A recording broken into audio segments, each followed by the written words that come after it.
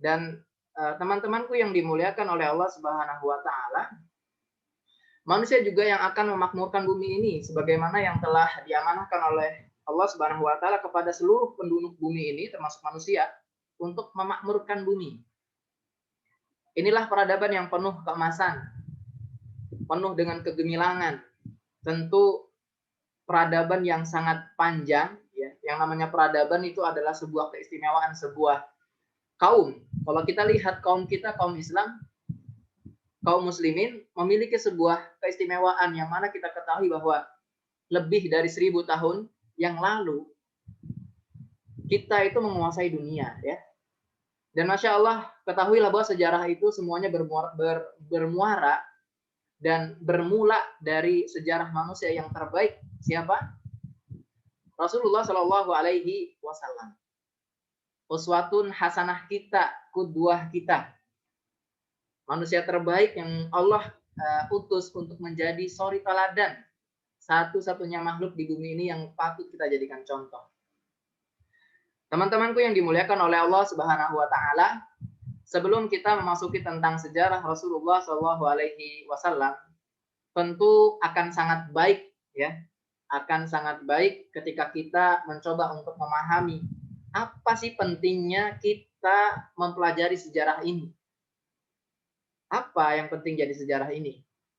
Ya, karena ini kita hampir tidak pernah menempatkan sejarah pada bagian yang sangat penting dari yang harus kita pelajari dalam hidup kita. Sejarah menjadi sebuah pelajaran yang sangat tidak enak dulu ketika kita masih duduk di bangku SD dan sebagainya ya. Sejarah menjadi sebuah pelajaran yang sangat tidak menyenangkan.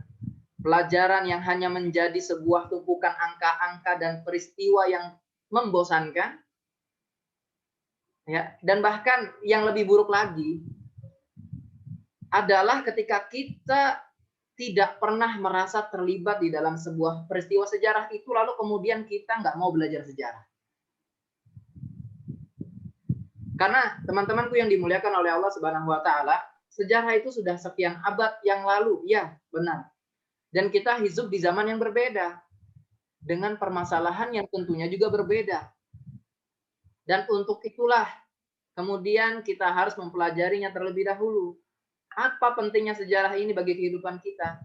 Bagaimana cara kita belajar yang benar tentang sejarah Nabi atau sejarah tentang Nabi-Nabi kita?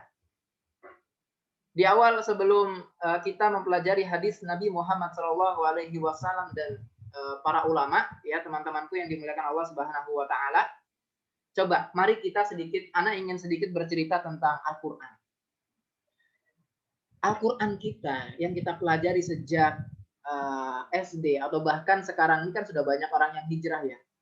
Pingin anaknya jadi penghafal Quran, ketika masih dalam kandungan didengerin di murotal-murotal Al-Qur'an.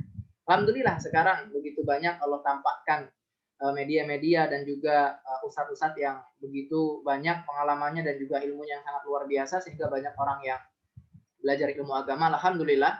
Dan perlu kita ketahui juga teman-teman bahwa Al-Quran ini ya kalau katakan ada 1/100% ya, 100%. Dan mungkin dalam hitungan pecahan ya, Al-Quran itu kurang lebih di dalam Al-Quran lebih dari 1/3-nya adalah kisah. Ya, ingat 1/3 lebih di dalam Al-Quran itu isinya adalah kisah. Ya, sebagaimana kita tahu bahwa Al-Quran itu bercerita masalah tentang akidah, kemudian hukum, akhlak dan juga sejarah. Dan sejarah juga bagian daripada yang harus kita pelajari karena di dalam situ terdapat banyak pelajaran tentang akhlak-akhlak ya. Sebagaimana teman-temanku yang dimuliakan oleh Allah Subhanahu wa taala, sebagaimana telah banyak disampaikan oleh para ulama Al-Qur'an, para mufassirin. Bayangkan kalau di dalam Al-Qur'an 1/3-nya adalah kisah dan itu adalah sejarah sebelum Nabi Muhammad Shallallahu alaihi wasallam, dan perlu kita ketahui juga dan itu adalah sejarah yang terjadi sebelum Nabi Muhammad diutus ke muka bumi ini. Karena memang di dalam Al-Quran itu yang dibahas bukan hanya tentang Nabi Muhammad. Yang dibahas juga tentang Nabi Musa, Nabi Ibrahim. Bahkan ada satu kisah yang paling baik sampai disebutkan nahnu naqussu 'alaikal qasas ya. siapa kisahnya Nabi Yusuf, ya, masya Allah. Dan itu ada sejarah tentang para nabi-nabi terdahulu sebelum Nabi Muhammad SAW. Teman-temanku yang dimuliakan Allah Subhanahu Wa Taala, Muhammad itu diutus di muka bumi ini, tentunya, dan kemudian banyak mendapatkan pelajaran dari Allah Subhanahu Wa Taala. Usia beliau kurang lebih ada sampai 63 tahun ya.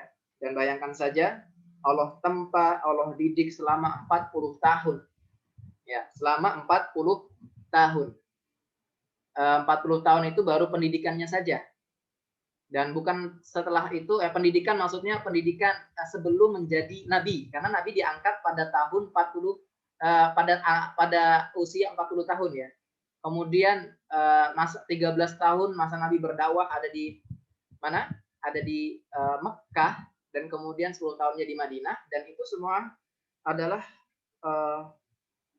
rangkaian-rangkaian cerita yang begitu banyak makna dan pelajaran misalnya kalau kita pelajari. Dan teman-temanku yang dimuliakan Allah Subhanahu Wa Taala, apa hikmah besar di balik itu? 1/3 kisah di dalam Al-Quran itulah, teman-teman, yang ternyata membentuk Rasulullah Shallallahu Alaihi Wasallam dan para sahabat. Ya, manusia terbaik Nabi Muhammad dan para sahabat dibentuk dari kisah-kisah para nabi-nabi terdahulu. Jadi penting sekali tentang sejarah ini. Ya. Bahkan Allah Subhanahu Wa Taala juga menyebutkan dalam Al-Quran, kuntum khaira ummah ukhrijat linnas ta'muruna bil ma'ruf wa tanhauna 'anil munkar, ya. Kalian itu adalah manusia terbaik. Manusia terbaik. Dan teman-teman mungkin tahu bahwa kalau kita lihat generasi-generasi di awal-awal kenabian, bagaimana para sahabat dididik oleh Rasulullah SAW, dan kemudian sampai kurang lebih di masa Turki Utsmani, ya, Turki masih runtuh pada tahun 1924. Itu kan sebenarnya kalau kita perhatikan Islam berkuasa segitu lamanya loh, 1924 tahun. Dan itu semua karena didikan Al-Quran. Ya, didikan Al-Quran. Dan di salah satunya adalah kisah-kisah. Nah, karenanya teman-temanku yang dimuliakan Allah Subhanahu Wa Taala, sebagai generasi terbaik yang pernah dihadirkan oleh Allah Subhanahu Wa Taala di bumi ini, maka berarti kisah ini memiliki peran yang sangat besar di kehidupan kita ya. Karena Al-Quran itu tidaklah kemudian hanya diwahyukan kepada Nabi Muhammad dan menjadi pelajaran pada umat-umat saat itu saja, tapi justru malah menjadi seluruh pelajaran bagi seluruh umat manusia yang ada di dunia ini ya. Nah, teman-temanku yang dimuliakan oleh Allah Subhanahu Wa Taala, mungkin contohnya adalah ketika Muhammad, ya, Nabi Muhammad Shallallahu Alaihi Wasallam dahulu, ini tentang pentingnya kisah ya, tentang pentingnya kisah. Coba kita lihat contohnya, bahwa ketika Nabi Muhammad Shallallahu Alaihi Wasallam mengalami masa yang sangat sulit, yang belum pernah dibayangkan sebelumnya oleh Nabi. Rasulullah Shallallahu Alaihi Wasallam berdakwah kurang lebih 4 tahun. Ya, pada saat itu kurang lebih 4 tahun ya, masih di awal-awal kenabian. Rasul dan para sahabat mulai mengalami berbagai macam gangguan dakwah dari seluruh orang-orang Quraisy. Orang-orang kafir Quraisy pada saat itu, masya Allah, mereka semua tidak senang pada Nabi Muhammad Shallallahu Alaihi Wasallam. Rasul dan para sahabatnya mulailah mengalami intimidasi. Ya, mulai mengalami intimidasi, mulai dia diganggu, bahkan dihina dengan banyak ya, masya Allah. Dan teman-temanku yang dimuliakan Allah Subhanahu Wa Taala, kalimat-kalimat yang jelek, berbagai macam caci maki, gelar-gelar yang buruk, sampai intimidasi fisik yang dilakukan oleh kaum Quraisy kepada Nabi Muhammad Shallallahu Alaihi Wasallam. Bahkan kalau kita lihat, sudah ada di antara para sahabat yang menjadi korban. Mereka meninggal dengan cara yang sangat tragis, mengenaskan, disiksa oleh keluarganya sendiri, oleh majikannya. Contohnya kalau kita lihat keluarga ya, dahulu Sayyidina Umar bin Khattab sebelum masuk Islam juga mereka Nabi Sayyidina Umar juga sempat menganiaya saudaranya begitu ya. Dan kemudian lihat ketika majikannya ya Bilal bin Rabah yang dianiaya oleh Umayyah bin Khalaf, bahkan Masya Allah kalau kita lihat sampai ada yang dibunuh seperti Amr bin Yasir dan Sumayyah, ibu daripada Amr bin Yasir ya, yang dibunuh oleh Abu Jahal. Dan ini semua adalah bentuk daripada pengorbanan-pengorbanan yang mereka lakukan saat itu. Bahkan Masya Allah teman-temanku yang dimuliakan oleh Allah Subhanahu wa Ta'ala, maka yang kemudian yang menariknya di sini ya, yang sangat menarik adalah Allah Subhanahu wa Ta'ala tentu tidak membiarkan itu semua terjadi ya.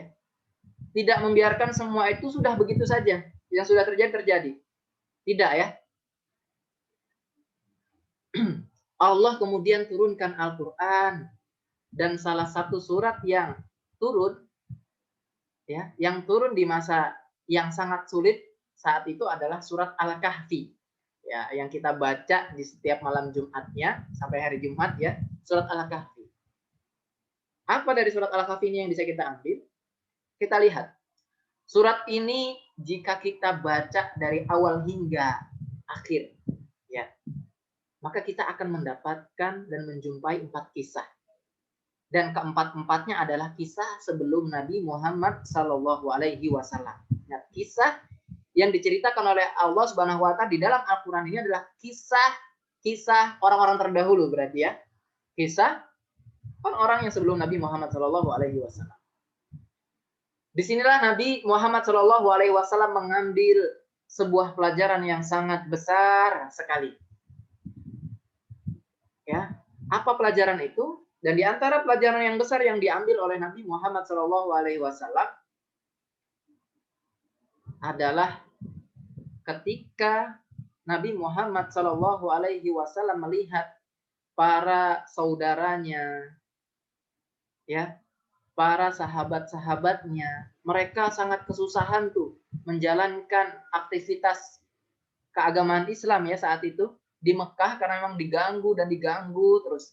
Akhirnya Nabi Muhammad Shallallahu Alaihi Wasallam memerintahkan untuk apa? Untuk hijrah. Nabi Muhammad mengatakan kepada para sahabat ya dengan kata yang mungkin banyak dikenal dan banyak didengar hari ini, yang salah satunya yang terkenal adalah kata Nabi, hijrahlah kalian ke negeri Habasyah. Fa inna fiha malikan la tudlamu indahu ahad. Pergilah kalian ke negeri Habasyah karena memang di sana ada seorang raja yang tidak zolim. Seorang raja yang tidak semena-mena berbuat kepada masyarakatnya saat itu. Lihat. Ya. Masya Allah. Teman-teman mungkin tahu tentang kisah Ashabul Kahfi. Bagaimana mereka semua itu harus hijrah. Hijrah meninggalkan raja yang zolim. Nah ini disebutkan juga di dalam surat Al-Kahfi. Artinya Nabi Muhammad SAW pun belajar dari kisah-kisah terdahulu. Nabi Muhammad yang langsung dibimbing oleh wahyu pun belajar. Kalau hari ini kita nggak mau belajar tentang sejarah, apalagi sejarah Nabi kita Nabi Muhammad, lalu kemudian kita bilang, aku cinta kepada Nabi saya, aku sangat sayang, aku sangat cinta, tapi kita nggak tahu kadang-kadang ditanya, siapa orang tuanya Nabi? Nabi wafat usia berapa? Nabi hijrah tahun berapa? Layaknya kalau kita tahu bahwa kita kalau mencintai seseorang, ngefans sama seseorang ya, lihat kalau orang-orang hari ini ketika ngefans dengan artis-artis K-pop ya dan juga yang lainnya, apa yang mereka lakukan? Mereka telusuri seluruh media sosialnya ya. Mereka telusuri seluruh akun Facebooknya dan sebagainya, bahkan sampai biografinya, keluarganya pun dicari gitu loh. Buat apa? Buat tahu apa yang dia senangi. Lah kita ini orang-orang muslim, orang-orang Islam. Sangat aneh kalau kita kemudian mengatakan kita cinta tapi kita tidak berusaha mencari tahu siapa yang kita cintai. Ya. Kan ada istilah tak kenal maka tak sayang. Bagaimana kita kenal Nabi Muhammad SAW kalau nggak belajar tentang Nabi Muhammad? Ya, tentang cinta, teman-temanku yang dimuliakan oleh Allah Subhanahu wa Ta'ala. Kecintaan kita kepada manusia di bumi ini tidaklah boleh melebihi daripada kecintaan kita kepada Nabi Muhammad SAW. Sebagaimana ada seorang sahabat, Sayyidina Umar, saat itu ketika datang kepada Nabi, lihat apa yang dikatakan oleh Sayyidina Umar ketika datang kepada Rasulullah, ya Rasulullah, sesungguhnya aku mencintaimu lebih dari apapun di dunia ini, tetapi kecintaanku tidaklah melebihi kecintaanku pada diriku. Ya, kecintaanku padamu tidaklah melebihi kecintaanku pada diriku, kata Nabi, Sayyidina Umar bin Khattab. Ya. Lalu kata Nabi, apa yang dikatakan oleh Nabi? Kata Sayyidina Umar, kata Sayyidina Nabi, la ya Umar. Kata Nabi, la yu'minu ahadukum hatta akuna ahabba min walidihi wa walidihi wan nasi ajma'in. Ya. Dalam hadis itu dikatakan, wahai Umar, tidak, kamu belum mencintai aku kalau begitu. Sampai kamu jadikan diriku lebih daripada kecintaanmu pada bapakmu, kecintaanmu pada anak-anakmu, kecintaanmu kepada seluruh manusia yang ada di bumi ini. Barulah itu namanya kamu mencintai aku, kata Nabi. Artinya kecintaan kita tetap harus lebih dahulu dibandingkan kecintaan kita pada orang lain. Karena cinta kita harus luar biasa kepada Nabi Muhammad SAW. Nah, pertanyaannya, gimana kita mau cinta kalau kita nggak tahu Nabi Muhammad SAW? Teman-temanku yang dimuliakan Allah Subhanahu Wa Taala, mungkin ini contoh kedua ya, kenapa penting sekali sejarah ini.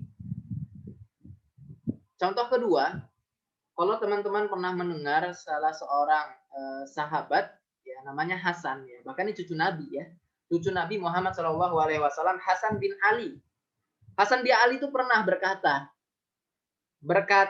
kepada orang-orang yang bertanya kepadanya, sungguh kami dahulu itu diajari maghazi Nabi Muhammad SAW. Kalau maghazi dalam bahasa Arab artinya itu adalah peperangan. Kalau mereka diajarkan peperangan, berarti yang diajarkan kepada cucu Nabi ini adalah kisah tentang peperangan Nabi. Bahkan dia belum selesai di situ, bahkan dikatakan kami diajari maghazi tentang Nabi Muhammad SAW itu seperti kami diajarkan oleh Nabi salah satu dari surat dalam Al-Quran. Bayangkan, kami diajarkan tentang sejarah itu sama sebagaimana ketika Rasulullah mengajarkan kita Al-Quran. Kalau kita ketahui bahwa Al-Quran adalah pedoman manusia yang hari ini dipelajari lebih dahulu dibandingkan kitab-kitab yang lain, sejarah disejajarkan dengan Al-Quran. Jadi penting atau tidak? Tentu penting sekali. Penting sekali ya. Masya Allah. Dan sangat sayang sekali teman-temanku yang dimuliakan oleh Allah Subhanahu Wa Taala. Kenapa? Kalau jika hari ini kita menganggap sejarah hanya pelajaran yang sangat membosankan, bahkan merasa kita tidak berkeperluan pada sejarah-sejarah ini, sungguh kita ini, Masya Allah ya, kita ini sebenarnya umat Muslim atau bukan ya? Kita umat Muslim, tapi belum benar-benar umat Muslim ya, seperti itu. Maka teman-temanku yang dimuliakan Allah Subhanahu Wa Taala, di awal ini kita harus tahu bahwa bagaimana dan apa pentingnya kita mempelajari sejarah ini. Allah Subhanahu Wa Taala pun berfirman di dalam surat Al-Qasas ya, di surat Yusuf ya. Dan Ana ingin menampilkan sesuatu.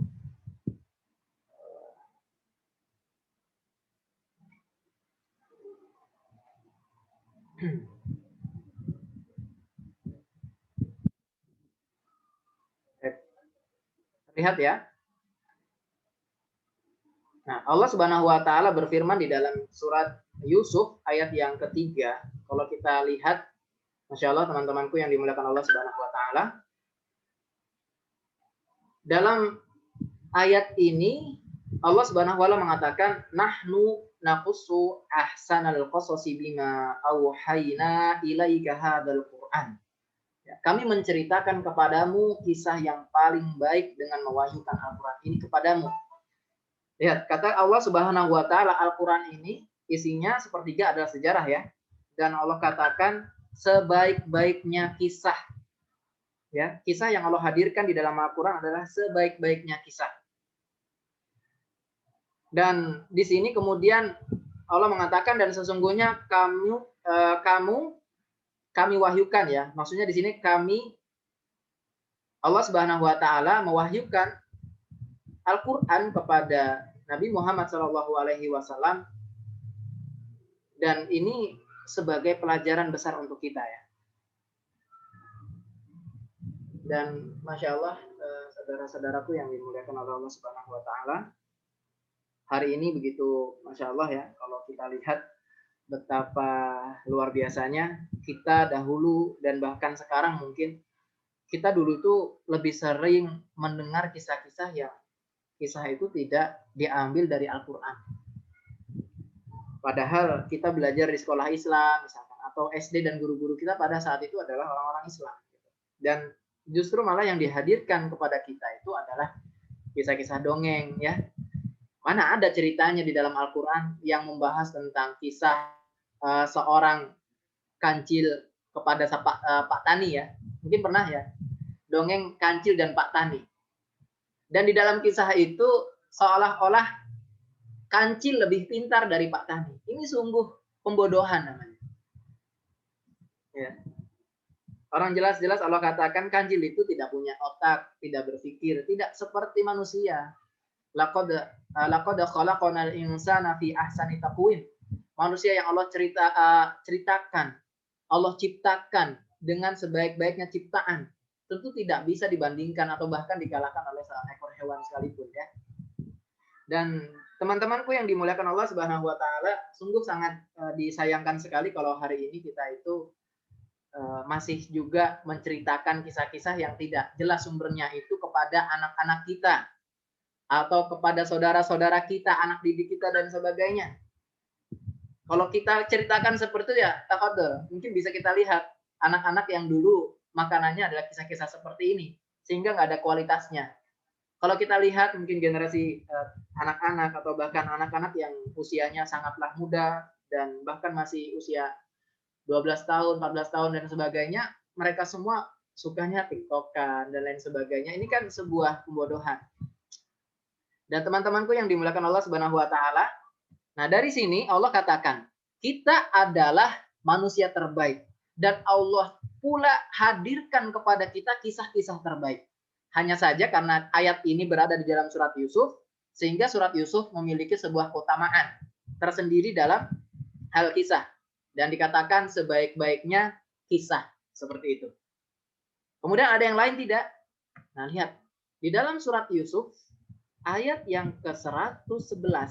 Ya, ini adalah penutup daripada surat Yusuf. Penutup dari surat Yusuf. Apa yang dikatakan oleh Allah Subhanahu wa taala? Laqad kana fi qasasihim ibratun liulil albab. Ya. Sungguh ya pada kisah-kisah mereka itu terdapat pelajaran bagi orang-orang yang mempunyai akal. Ya. Sungguh orang-orang yang berakal itu sebenarnya cukuplah pelajaran dia bisa dapatkan dari kisah-kisah yang terdapat di dalam Al-Qur'an. Kalau dia mau berpikir kata Allah. Dan Al-Qur'an di sini dikatakan makana haditsan yuftara walakin tasdiqal ladzi baina yadayhi wa tafsila kulli syai'in wa hudaw wa rahman liqaumin yu'minun. Dan kata Allah, Al-Qur'an itu bukanlah cerita-cerita yang cerita-cerita dongeng ya, cerita-cerita yang dibuat-buat. Mana ada ceritanya? Ada gunung meletus jadi sebuah dongeng. Mana ada ceritanya? Ada timun, kemudian di dalam timun ada manusia. Yang seperti ini, Masya Allah, ini mustahil gitu loh. Dan ini loh, makanan hari ini, umat-umat ini, dan bahkan kita saat itu juga dihadirkan semacam kisah-kisah yang nggak ada bobotnya seperti ini. Sehingga Ya, lihat saja generasi-generasi hari ini gitu. Lihat anak-anak sekarang kalau berbicara tentang masalah adab, akhlak dan sebagainya belum, masya Allah ya, nggak ada nih. Bahkan anak usia berapa tahun ya, 7 tahun, 12 tahun dan belasan tahun sudah bisa membunuh orang tuanya, bayangkan, mencuri, begal dan sebagainya. Ini kalau kita nggak mencoba Al-Quran, ya, tidak mencoba menjadikan Al-Quran ini sebagai landasan utama kita dalam berkisah. Nah, teman-temanku yang dimuliakan Allah Subhanahu wa taala, dan di sini juga dikatakan Allah Subhanahu wa taala, walakin tasdiqal ladzi baina yadayhi wa tafsila kulli syai'in wa hudaw wa rahmah. Apa yang dimaksud di sini? Ya. Akan tetapi membenarkan kitab-kitab sebelumnya dan menjelaskan segala sesuatu dan sebagai petunjuk dan rahmat bagi kaum yang beriman. Kisah-kisah yang dihadirkan oleh Allah Subhanahu wa taala di dalam Al-Qur'an ini adalah kisah-kisah yang terdapat di kitab-kitab terdahulu. Dan juga di sini kita dituntut untuk beriman kepada apa yang kemudian Allah ceritakan di dalam Al-Qur'an ini. Dan tentu ketika seseorang mempelajari kisah-kisah yang terdapat dalam Al-Quran, itulah petunjuk dan juga rahmah bagi orang-orang yang beriman. Maka cukuplah teman-temanku yang dimuliakan Allah Subhanahu wa taala untuk berkisah dan mempelajari ilmu-ilmu tentang sejarah, dan sejarah itu tidak ada asalnya ya.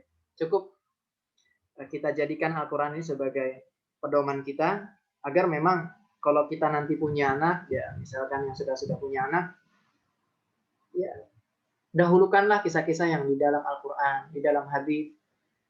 Kita ini banyak kok tumpukan-tumpukan kisah, tumpukan-tumpukan sejarah yang kalau kita ceritakan kepada anak kita, berapa puluh tahun pun nggak akan habis ya. Kaya umat kita ini. Karenanya kalau sekarang kita ceritakan yang seperti itu, lihat anak-anak saat ini seperti mereka tuh kehilangan induknya, kehilangan pemimpinnya. Kenapa? Karena memang mereka tuh tidak punya sosok teladan yang dapat mereka contoh gitu. Siapa? Kalau kita bayangkan orang-orang kafir ya, orang-orang Amerika, ya USA dan lain sebagainya, mereka membuat imajinasi, ada Superman, ada Batman, ada superhero-superhero yang lainnya. Mereka membuat mereka itu adalah sebuah pahlawan gitu kan, karena mereka nggak punya yang namanya pahlawan. Tapi beda dengan kita kaum muslimin. Kaum muslimin ini jelas ya, kita punya sosok panutan yang sangat baik. Cukup kita berpegang teguh dan juga kita contoh satu orang ini, selamat kita dunia akhirat. Bukan hanya dunia saja tapi akhirat juga.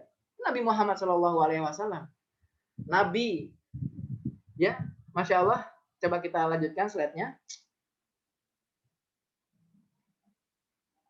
Ya, keistimewaan Sirah Nabawiyah ini, mungkin kita sekarang balik ke Sirah Nabawiyah.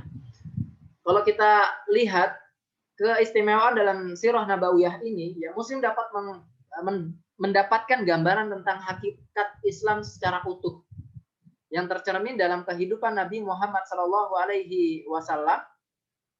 Kemudian dipahami dan dijadikan konsep-konsep sebagai prinsip, kaidah dan hukum. Seperti itu.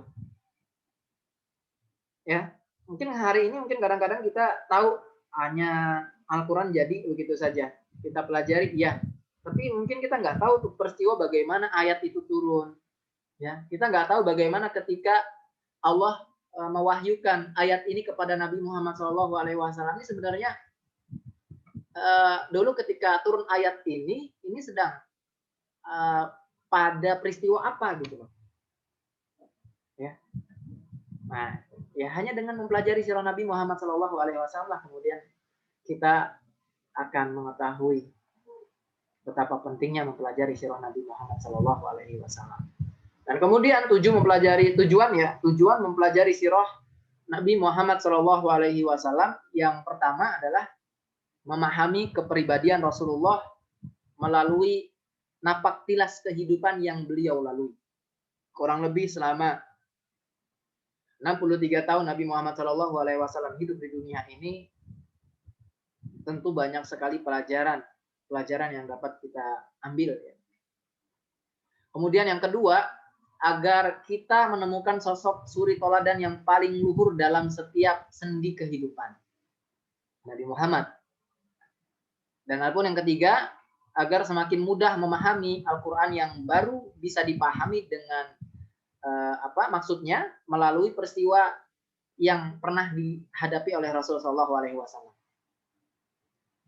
Adapun yang keempat, agar dapat menghimpun sebanyak mungkin manfaat yang terkandung dalam peradaban dan ajaran Islam yang benar. Poin 4 ini, teman-temanku yang dimakan Allah Subhanahu wa taala, kita nggak tahu ya kadang-kadang kalau ternyata hasil bimbingan Nabi Muhammad SAW itu sangat luar biasa. Kita lihat bahkan sejauh ini mungkin banyak teknologi-teknologi yang kita dapatkan, ini dan itu semuanya yang terframing dalam pikiran kita adalah orang-orang di luar Islam yang menciptakannya. Tapi kalau kita telusuri lagi, bahwa sebenarnya didikan Rasulullah juga justru malah yang pertama kali menemukan itu semua, sehingga mungkin hari ini banyak sejarah-sejarah yang itu didistorsikan ya, maksudnya diputarbalikkan seolah-olah Islam itu tidak memiliki apa-apa. Mungkin contoh singkatnya saja, kalau teman-teman tahu hitungan 1, 2, 3 seperti angka ini itu yang menemukan adalah Al-Khwarizmi. Beliau adalah ilmuwan muslim, hasil didikan para kaum muslimin, para orang cerdas, hasil didikan Rasulullah SAW. Kemudian ada Ibnu Sina, Al-Farabi dan sebagainya. Mereka semua kan ahli kedokteran, ahli astronomi dan sebagainya. Dan Masya Allah, itu semua lahir di generasi kita, kaum muslimin. Hanya saja kita banyak nggak tahu ya, karena memang kita nggak mau belajar kadang-kadang seperti itu. Dan teman-temanku yang dimuliakan Allah Subhanahu wa taala, itu sedikit mungkin singkat daripada permulaan kajian kita pada malam hari ini tentang Sirah Nabawiyah. Mudah-mudahan bisa membuka pola pikir kita bahwa sesungguhnya penting banget nih belajar tentang sejarah. Terlebih mempelajari orang yang sangat kita cintai, yaitu Nabi Muhammad SAW. Yang nggak akan benar semua keislaman kita, sholat dan lain sebagainya, kalau kita nggak cinta Nabi Muhammad. Kita sholat bertahun-tahun, baca Quran bertahun-tahun, tapi kalau kita nggak merealisasikan kalimat asyhadu alla ilaha illallah wa asyhadu anna muhammadar rasulullah, nggak ada artinya hidup kita ini. Syahadat itu bukanlah sebuah kalimat yang kemudian kita ucapkan tanpa makna, dan juga bukanlah sebuah kalimat yang kita ucapkan tanpa arti, melainkan kalimat itu menuntut kepada kita sebuah pengorbanan. Kalau kita ingin mencintai Rasulullah, maka cintailah seluruhnya, cintai para sahabatnya, cintai kehidupannya. Kita cari tahu tentang beliau. Kita pelajari sejarah Nabi Muhammad SAW itu secara utuh. Jangan kita setengah-setengah sehingga kita kadang-kadang tersesat sendiri. Ya, kita potong-potong sejarah-sejarahnya sehingga kita kadang-kadang ketika menemukan masalah kita hadirkan kisah ini, padahal sebenarnya kisah itu berkaitan dengan sebuah peristiwa. Dan peristiwa itu menceritakan sebuah kejadian. Dan kejadiannya ternyata bukanlah seperti kejadian yang kita hari ini hadapi. Baik, mungkin kalimat terakhir dari Ana, bahwa teman-temanku yang dimuliakan Allah Subhanahu wa taala, pastikanlah bahwa sejarah itu akan terulang. Hanya saja mungkin dengan aktor yang berbeda dan situasi yang berbeda. Adapun solusi tidak berbeda. Solusi akan hadir ketika kita mempelajari sirah-sirah dan juga sejarah-sejarah dahulu. Baik, barakallahu fikum. Jazakumullah khairan. Hadanallah wa iyyakum. Akhirul kalam. Assalamualaikum warahmatullahi wabarakatuh.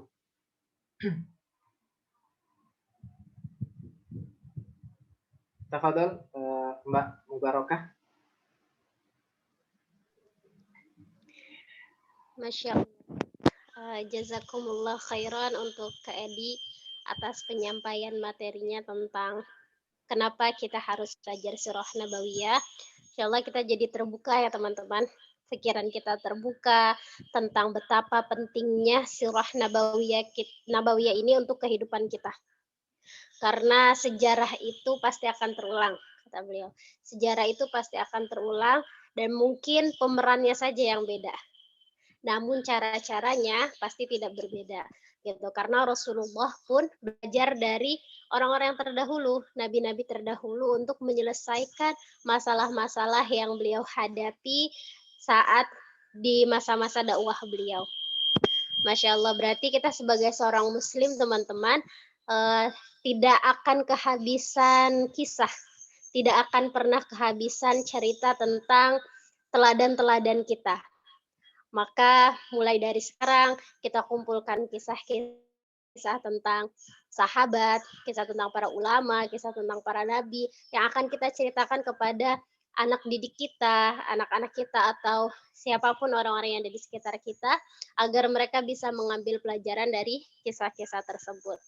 Saya jadi teringat perkataan dari Imam Malik bahwa tidak akan baik umat ini kecuali dengan apa yang membuat umat terdahulu baik.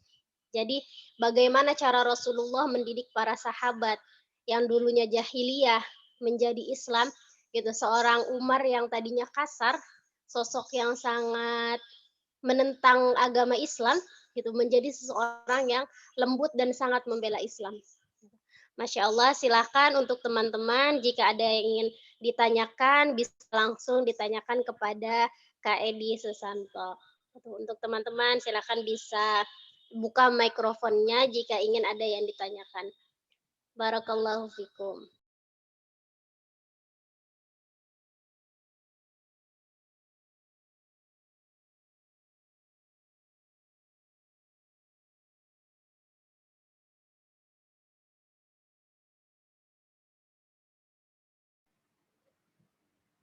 Tafadhol jika ada yang ingin didiskusikan para bapak-bapak, ibu-ibu sekalian yang dimuliakan Allah Subhanahu wa taala.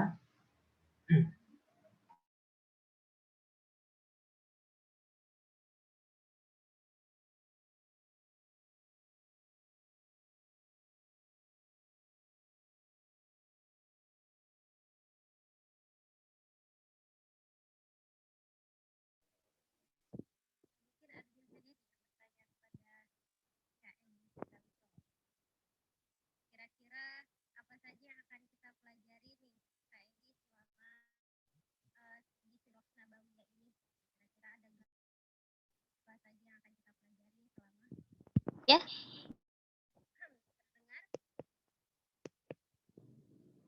Cek cek. Mungkin untuk memancing pertanyaan ya untuk kajian Sirah Nabawiyah online ini, kira-kira apa saja nih Kak Edi yang akan kita bahas selama kajian Sirah ini gitu. Apa saja yang harus kita siapkan gitu, apa saja yang harus kita pelajari di Sirah ini dan materi-materi apa saja kira-kira gambarannya yang akan selanjutnya kita pelajari.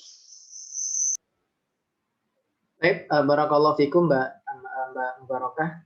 Terkait dengan apa yang kita pelajari nanti mungkin di kelas Sirah Nabawiyah ini, perlu kita ketahui ya bahwa memang di rentetan peristiwa tentang sejarah Nabi Muhammad SAW ini banyak peristiwa-peristiwanya.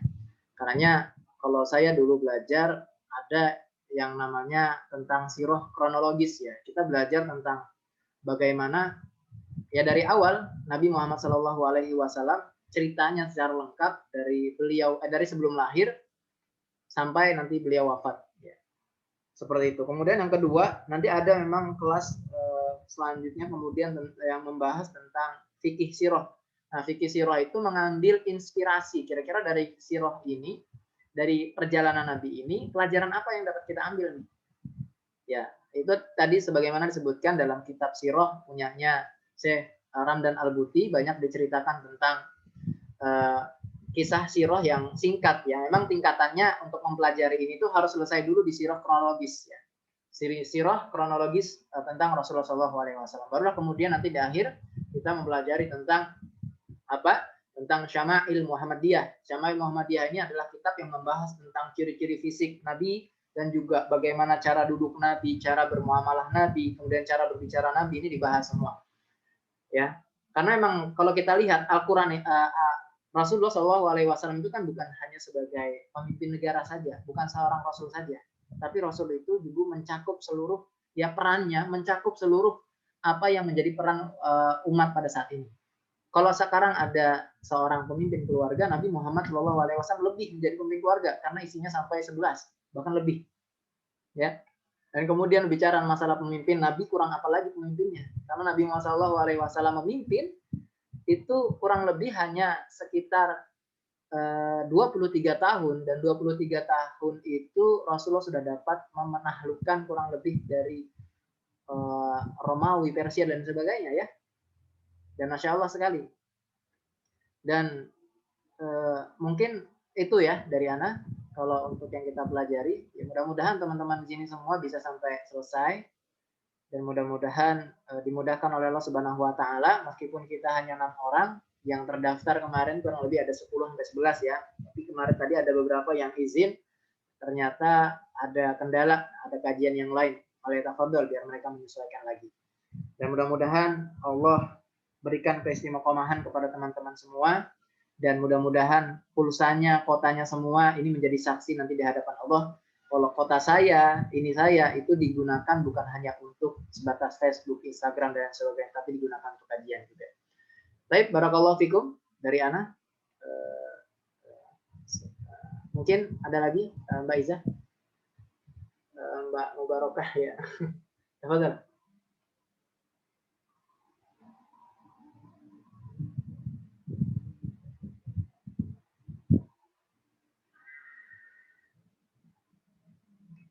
Tafadhal Mbak Mubarokah. Masya Allah, jazakumullah khairan Kak Edi atas penjelasannya. Nah, sudah tergambar ya teman-teman, kira-kira apa saja yang akan kita pelajari di Sirah Nabawiyah ini gitu. Tidak hanya kita belajar tentang kronologis beliau, bahkan kita akan mengulas sedikit tentang fikih sirahnya, bahkan tentang